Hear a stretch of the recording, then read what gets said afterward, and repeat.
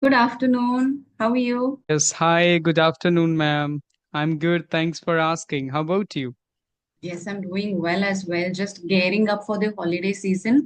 I think this will be the last session before I start the holiday thing. And maybe for a couple of weeks, I won't be having any more sessions because my kids are going to start, Oh my have their goodness. vacations. So I'm just gearing up and piling up content for the holiday season.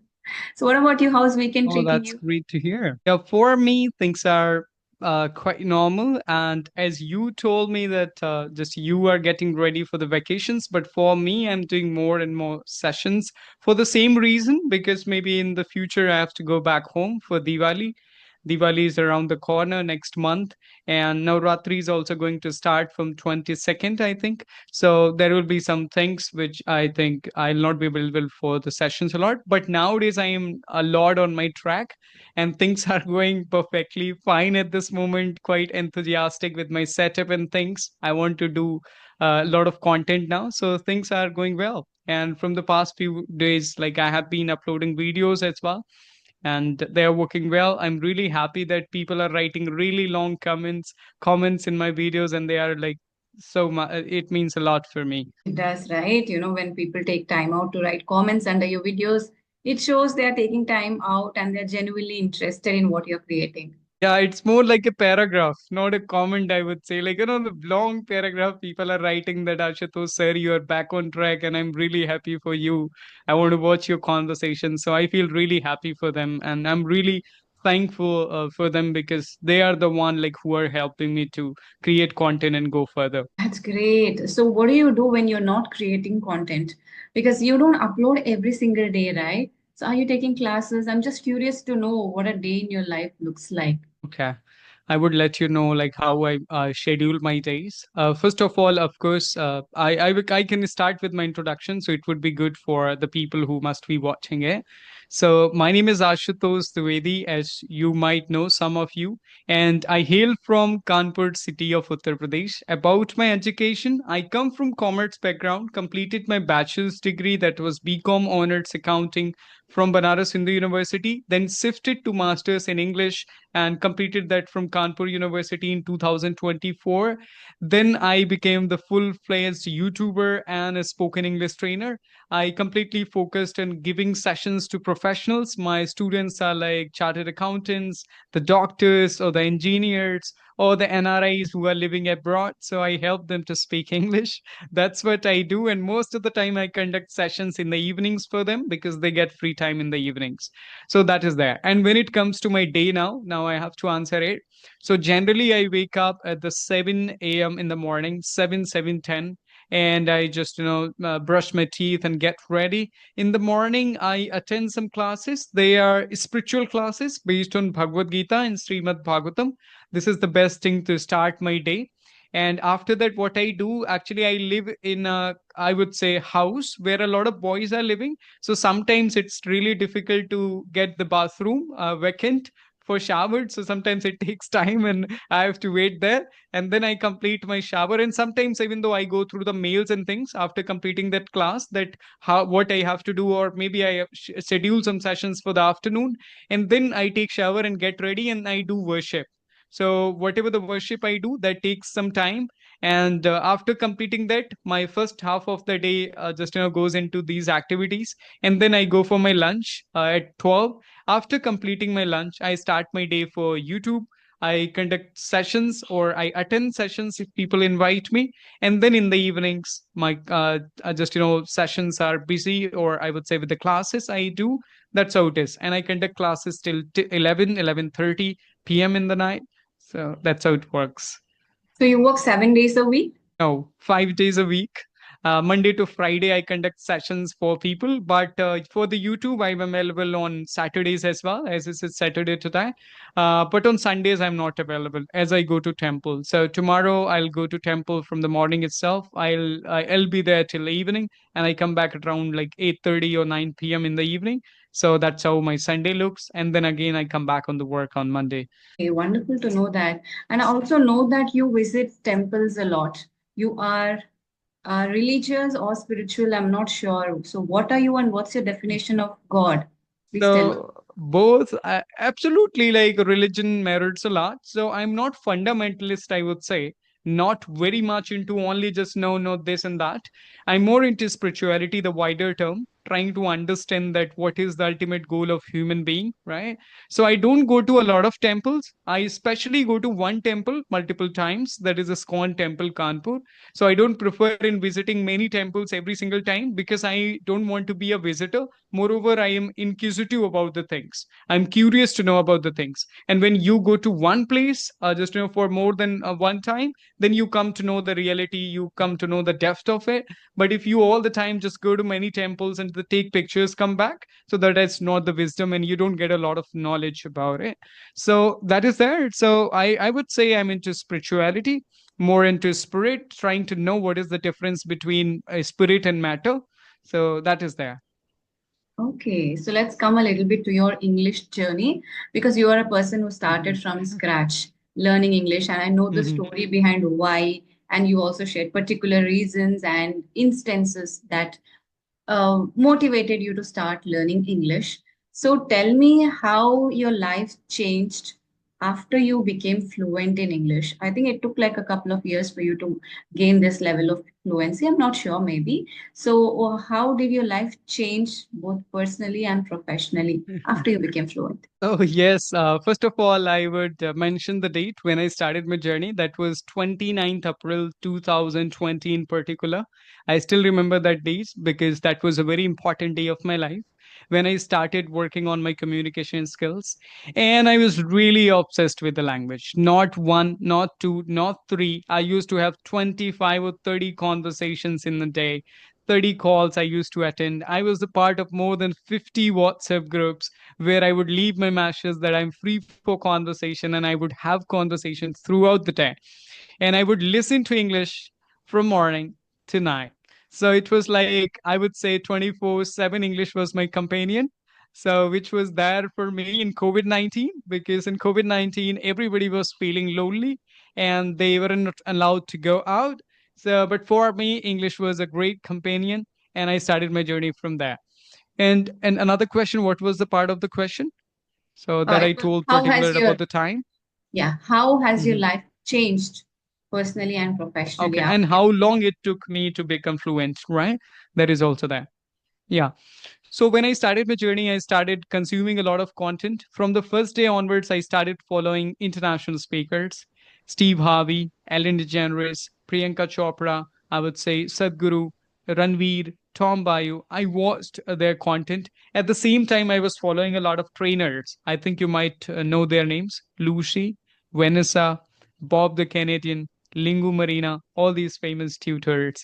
So I used to watch their lessons and I would write, I would just take the notes as well. That's how I started. And within 8 or 9 months, I wouldn't say I was completely fluent, but within 8 or 9 months, I was able to express my thoughts. And then I came on YouTube. I started my journey on actually 29th April 2020, and I came on YouTube on 10th March 2021. That was the day when I created my channel, and on 16th March 2021, I uploaded my first video.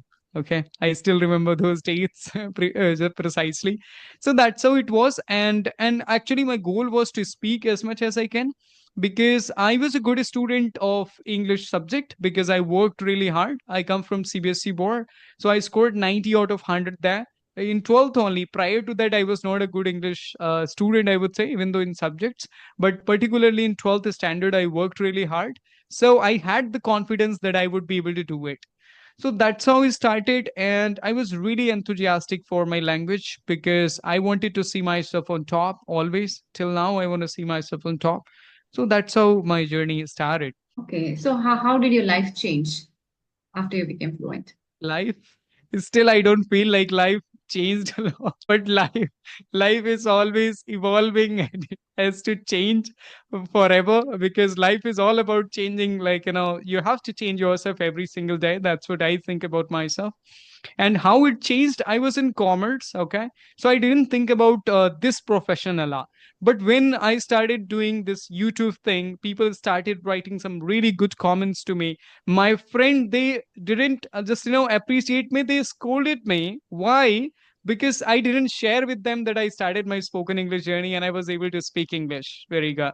So Wow. they felt like, oh man, why were you doing it alone? Why didn't you tell me like this? I said, no, man, actually, I wanted to do this in solitude so I can practice without distraction.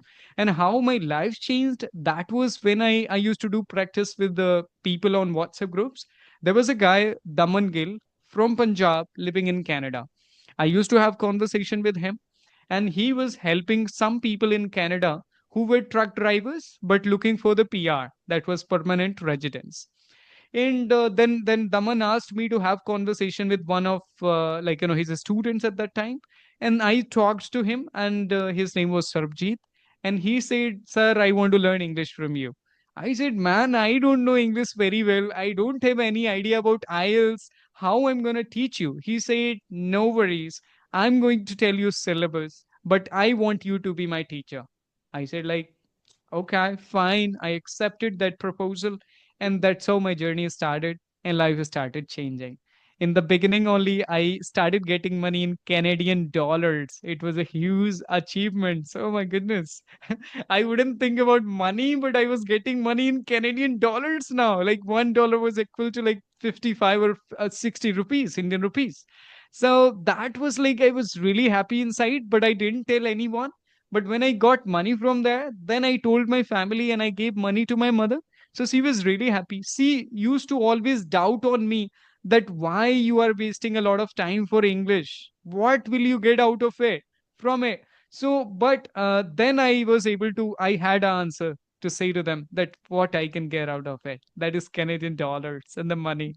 So then it started, it boosted my confidence. I was so happy for it. Oh my goodness. I went to another city to take money from the Western Union because they sent money through the Western Union, and I went there and just took money and came back home. And then I bought my first this tripod offline as well. So I paid 1400 and I bought this. So that was a great thing, and actually kind of different energy I had because I had money now.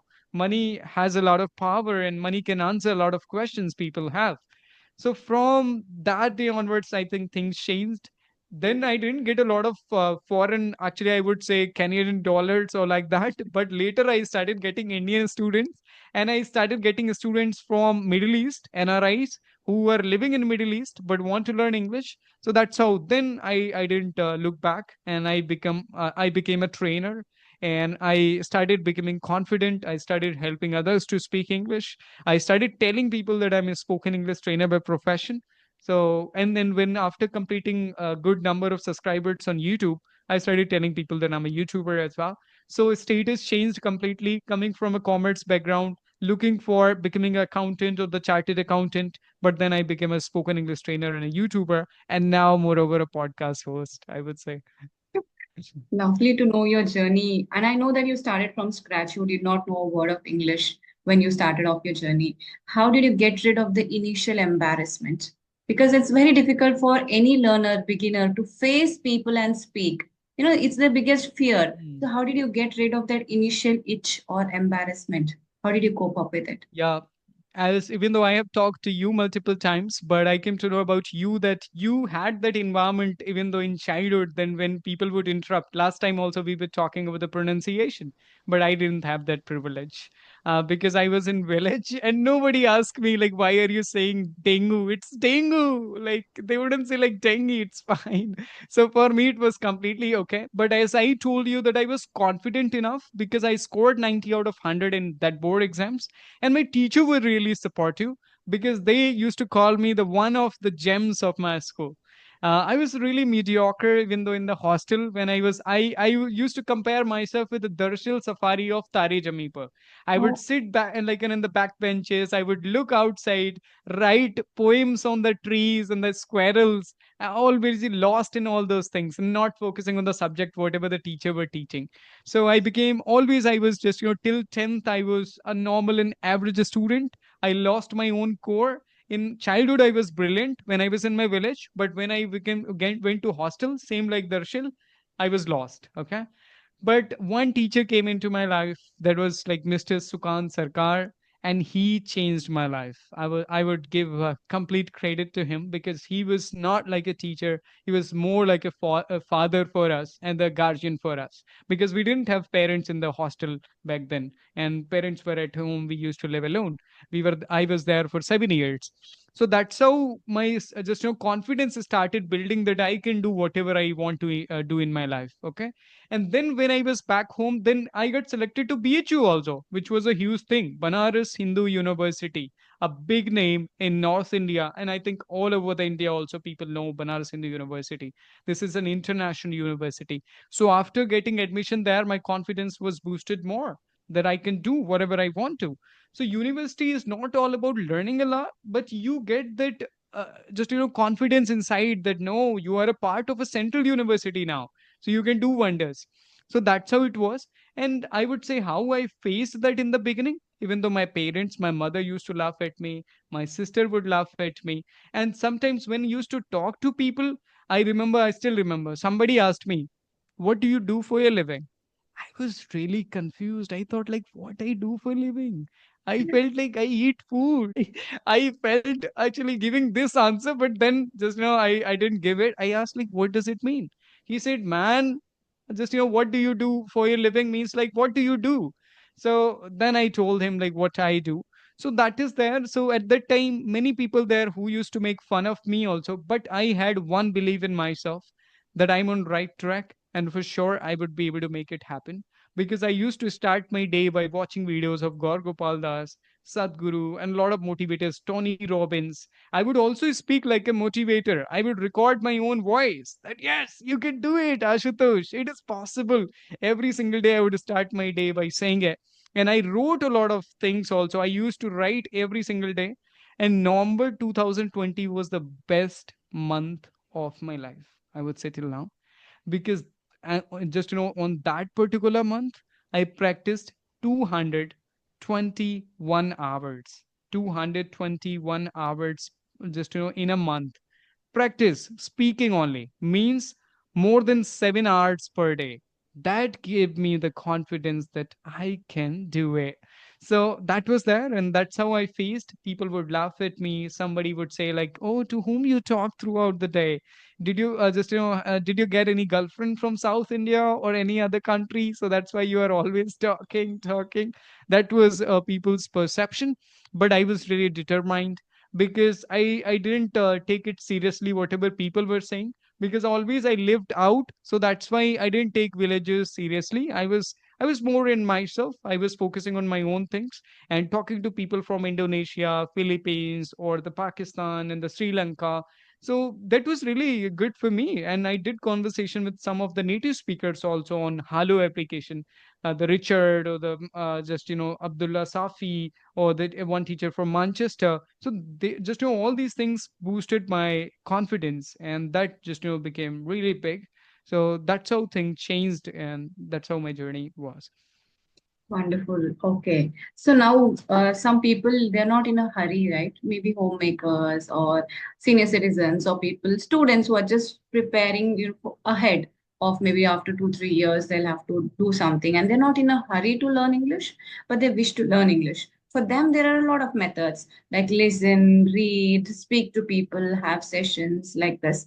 But for people who are in a hurry, they have an interview in maybe a couple of months, so, what would you suggest is the fastest way to learn good English? Uh, First of all, it can be like a kind of contrast. As I learned my English, moreover, I believed in a long journey, because there is no shortcut to big things in your life. If you want to do big things in your life, you don't have to believe in shortcuts. First point. But the second point, of course, if you haven't done, you didn't take that seriously, now you are left with only few days in a month for interview, then of course focus, particularly watch content more and more related to the interviews, that how to answer those particular questions, that what are your strengths, what are your weaknesses, how would you introduce yourself, tell me something about yourself, why should I hire you. Even though I wrote, actually when I started my journey, my friends, some of my friends, they asked, so, and my students also, they were preparing for it, so I wrote around 40 to 50 questions which were commonly asked in the interviews. And that what I would do, I would ask them every day. I would send them some videos related to it, so they would get an idea that how to answer those particular questions. Because in 30 days you can't learn whole communication skill. It's a big thing, it takes a lot of time. So that is there. So if somebody wants to work on their interview skills for a particular time for the few days, then obviously they should go for that content specifically. Watch the conversation, like based where they are taking mock interviews are also there, right? You would see a lot of UPSC stuff, they give the interviews, and that is there. So same kind of corporate interviews are also there on YouTube, where they create a setup and the students sit and they ask the questions. So Yes. such kind of content you can watch. At the same time, you can practice those questions in your own words.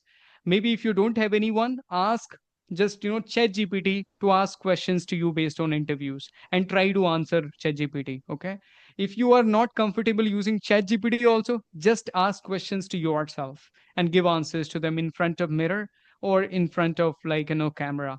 That you can do it. Or if you have somebody like your friend who can just go through it, send the video to him and maybe he'll tell you something how can you improve.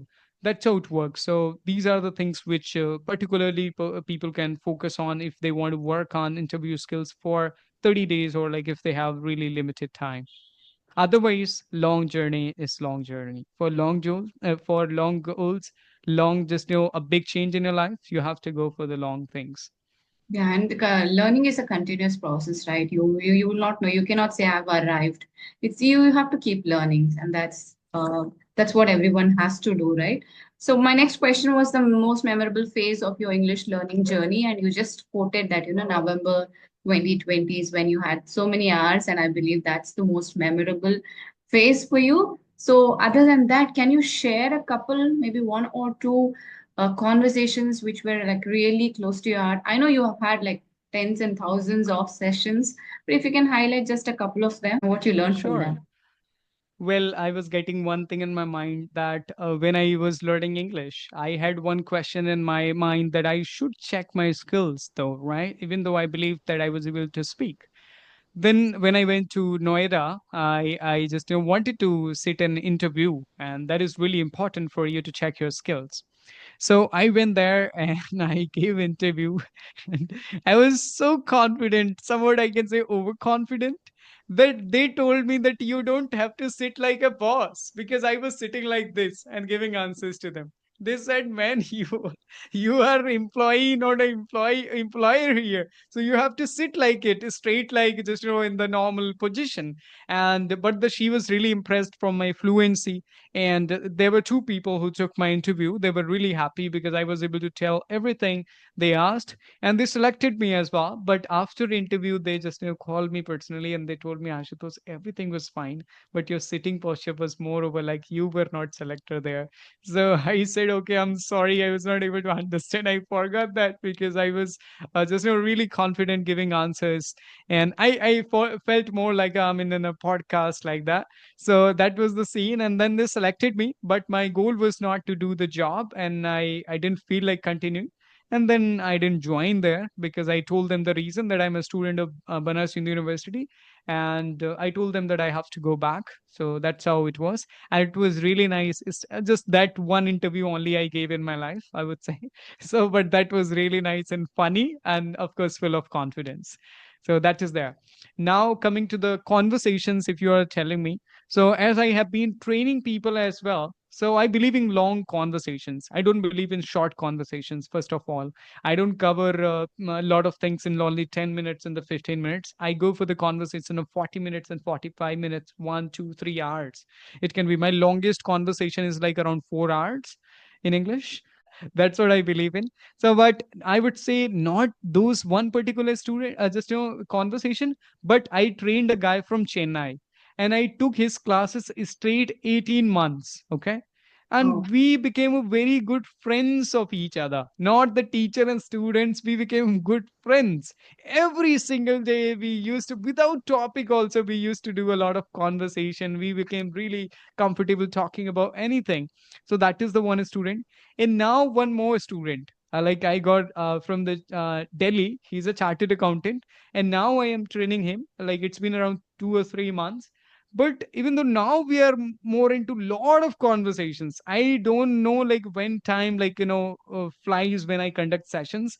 Time is 40 minutes, but my I go up to 1 hour, I go up to more than that, because he takes my last session, okay? And at that time, after that, I don't have any sessions, so he takes a lot of personal time of mine. And even though I take his personal time, I would say, because he's also a chartered accountant, not somebody who has a lot of free time for those things. Sometimes his daughter would come in between that, father, daddy, like, stop it now. Sometimes his wife would say like, what kind of classes you are taking, like, it becomes like, 11:30, like that. So I like those conversations because they are just, really deep conversations, and that's how you improve your language. So what I would like to say to the people, that once you learn the language, forget the time from your head. Just don't look at watch. Oh, like it's 3:20. Oh my goodness, ma'am, I have been talking to you for 20 minutes. Now I should stop. No, you shouldn't think about it. Just go with the flow. Have the conversation, because your goal is to improve as much as you can. So that is that. So that's what I followed. And apart from this, as I already told in many conversations, I have completed more than 20 or 25,000 conversations till now. So there have been numerous conversations when they were my best, or they where I gave my 110% for my conversation, I would say. And the longest conversation also, the 4 hours conversation. So like that. I think you have set a record for all of us, right? 4 hours on the stretch. Oh my goodness, I can only imagine. I would never be able to do that. So tell me, do you think knowing English is mandatory to make good money? Mandatory. Is it mandatory? No, it's not. To develop your personality, it is, because in this country, India, now it matters. If you sit in a place, I would say, where a lot of educated people are there or rich people are there, it is expected from you to be good in communication skills, especially in English. But for earning money, I don't think so. Money is that important. I know many people in my local areas, they are rich and they don't even know the single word of English. So I can't say that money is that important. They are like transport dealers, or many of them who construction, like the builders. They don't talk in English. They talk in, like, their language is pathetic. You can't listen to them. They abuse their, like, neighbors and but it doesn't mean that they are not rich. To become rich, it is not that important. To come into that mainstream, if you want to be just known, if you want to present yourself, if you want to come on some I would say actually important forums of the country, or like just like I can say Joe Stocks and TEDx, or some other like podcast places, if you want to go, then you need to know it and you need to be very confident with it. But otherwise, earning money is not related to your spoken English. Spoken English is more over related to your confidence, where you can portray your thoughts, you can convey your thoughts to everyone. But even though without interacting with anyone, you can earn a lot of money. That's what I believe in. And True many that. people are doing it. Yes. Absolutely. Many people are graphic designers. They didn't talk to anyone. They are quite introvert. Writers, you can say writers. Some writers are like, when you talk to them, you feel like, how this person can be writer? He's so dumb. Sometimes I feel like, how he's a writer of famous book, but they're not into, like, English. See, like, people from China, aren't they rich? They are rich, but they don't know that well English. Only like we heard Jack Ma, but there are many billionaires and millionaires in China, right? Yes, true that. Because when I used to think at least they should know a little bit of good English at least. But I've seen people from IIT and an entrepreneur. He is doing really good for himself, and his English was so bad. Then I felt a little bit, conscious. Oh my God, what am I doing only with English? It's not that important or something to be proud of or to boast yourself that, I know good English so I can make money. That's totally not true. But yes, it might add to your personality if you have to represent yourself on certain like media or come in front of the camera or be confident, be Yes. presentable. It Then can be confidence boosting. Like for me, I started from zero and I speak English now. That means a lot to me. Okay. But somebody who is studying in like Dhirubai International School or all those rich schools, for them, like, it's nothing, right? If you can speak English, like, it's fine. Everybody can speak around them, right? So they wouldn't say, Ashutosh, you have done a lot of things in your life. They would say, man, you speak terrible English. My fifth standard student can speak better than you. Oh, obviously they can, right? So it's Yes. not a big achievement for them, but for me it is because I worked really hard. And as you talked about this content creation, this is something which is moreover just more than spoken English only. Many Yes. people know how to speak English, but they can't speak on camera. They can't hold a lot of conversations on camera. They can't conduct podcasts. That is something which we have learned over the period of time. True that, because if you see examples of teachers also in school, English and other language teachers are not paid that much money as subjects like science or math. If a teacher teaches science or Mhm. math, they are paid good money as compared to the language teachers. So you have the reality right in front of you. Okay, Yeah. so is there any favorite phrase that you use often, or some words that you really like to use in your speech? So that would be my last question to you. Yeah. Well, it's a very nice question. Many of my watchers would be aware of the one word which I use a lot and in the beginning of the session, most of the time, that is fantastic. Like whenever people ask me, like, how are you doing? I would say, like, I'm fantastic. Thanks. So that's how I respond this question.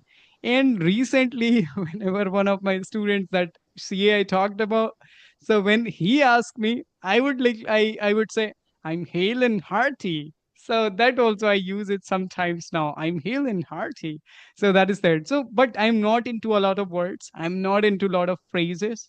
But now I'm trying to improve. But I don't want to be in a reservoir. I want to sound an easygoing speaker, as simple as much as I can. I want to simplify my speech so person can understand who is starting his spoken English journey and he is in beginning phase. They can understand me well. Maybe they can find the change in my speech that I started with, but I don't want to make it really complex. That person should have the dictionary in front of them and listening to Ashutosh and just underlining the words. Oh, Ashutosh used this. Okay, now. So I wanted to be just enjoy the conversation without thinking a lot about my words which I use. So that's why, but I use this fantastic a lot and I use in different ways. Sometimes I say fantastic. Sometimes I say I'm fantastic. Thank you. Like so, a lot of energy. Like so that I like using it. So that is there. Or otherwise, I don't use a lot of phrases or words or the idioms. No, sometimes I would say cup of tea or the piece Yeah, of cake like that. Yeah. just the basic ones. Hmm. Okay. So anything you wanted to ask me, anything before we wind up this session? Yes, the same thing. Would you like using words or new words or the complex words or the idioms, or do you want to make it simple? No, it's been like almost 2 years that, no, it's been 2 years that I've started this channel. And ever since then, you can notice that my English is more or less the same. So I wouldn't say that I have improved in terms of English because the basic intention was to communicate and have a nice chat with people and have conversations. So that was the intention. And I'm trying to maintain it. I am not into a lot of words. Like you said, I don't want people to either pause or get distracted because I just used a complex word and they go search in the dictionary what it means. I want to be understood by anyone who watches a video of mine. So that is the intention, and I'm not into words. You can ask anybody and they'll tell that. Yes. Yeah, I can understand even though I observe you. But some of the YouTubers in our niche, I feel like they're working really hard for it. And it's good because everybody has their own USP. I have my own. So that is there. I'm really happy that whatever I want to play more, actually, I want to learn playing more with the tone up and down. So that is very important, which I see in some really famous, I would say, speakers. Like sometimes they speak really up, then they go down. It's like singer Sukhvinder Singh singing the songs, going up and down with his like melody True. and things, right? It Yeah. adds beauty to your speech. Otherwise, if you're speaking, people might go to sleep. If it is like in the same monotonous, same tone, and your like excitement also you're expressing the same way, and even depression, you're expressing it in the same way. You're not happy, you're not smiling for anything, or not excited. That is not what like it's not like you can making justice to your videos or to your listeners, right? At least through your tone, Yeah. people should be able to Yes. analyze what you're feeling about it. So I think that's more important. Yes. Moreover, I want to answer happily. Most of the time, people would see me smiling and giving answers happily. And this last thing is this microphone, which makes me feel like to use my tone and pitch to change Yeah. it. Like it gives another kind of confidence. Even though I have had a lot of sessions before, but but I would feel that microphone is here or microphone is here. But now microphone is here in the front of me. You So I start. can play with it. I can just go far, can just come closer to make it effective. A lot of things I can do. Yes, yes. You get excited, right? I think it's normal human nature. Whenever something's new in your life, you're so excited to use and overuse it. Yes, exactly. Okay. Okay, then lovely talking to you. Thank you so much for giving me your time and having this session. So good luck to you. We'll talk again soon. Yes, thank you so much for inviting me. It was again a wonderful and I would say hilarious and a very nice and engaging conversation. I enjoyed throughout the conversation. So thank you. You're welcome. Glad you Yeah, did. bye Bye bye. bye. Take care, Bye. ma'am. Mhm.